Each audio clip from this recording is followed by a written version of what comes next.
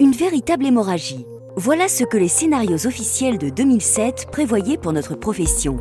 D'après les ministères sanitaires et sociaux, le nombre de chirurgiens dentistes allait passer de 40 000 à 33 000 en 2015 et 24 600 seulement en 2030.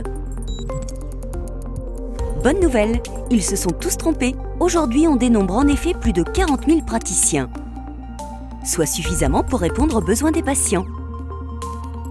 Le problème, c'est que les chirurgiens dentistes ont trop souvent les mêmes préférences géographiques.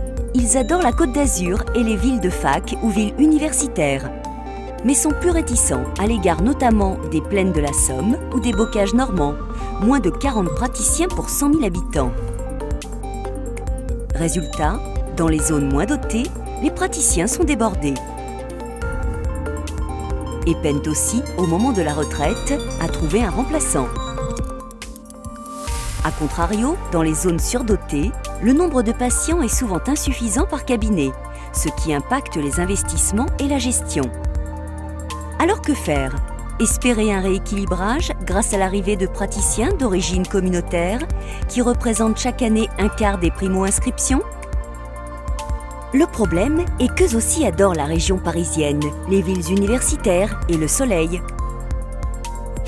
La CNSD sait et le prend en compte.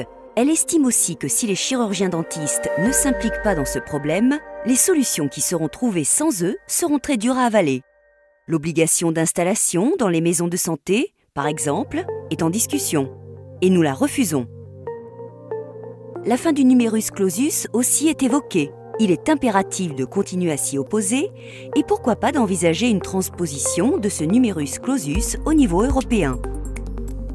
Car la CNSD le sait, grâce à l'expérience de certains pays voisins, la fin du numerus clausus introduirait la concurrence sauvage et le chômage dans la profession. La CNSD encourage les dispositifs d'aide financière à l'installation et de maintien dans les zones très sous-dotées, mis en place par la Convention en 2012. Déjà 450 praticiens en ont bénéficié en 3 ans. De plus, la mise en place des CESP, contrats d'engagement au service public, pour les étudiants commencera à porter ses fruits dès 2016. En 2015, 110 contrats ont été réalisés. Surtout, il est urgent d'oser réfléchir sans a priori à la seule mesure qui serait à la fois efficace et profitable à l'ensemble de la profession, la mise en place du conventionnement sélectif. Un dispositif qui fonctionne déjà pour les infirmières et les kinésithérapeutes et qui pourra être discuté pour les chirurgiens dentistes lors de la Convention nationale en 2016.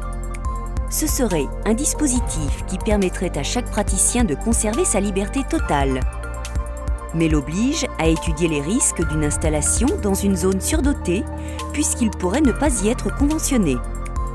Parce que pour la CNSD, c'est en étant responsable que l'on peut gagner une vraie liberté.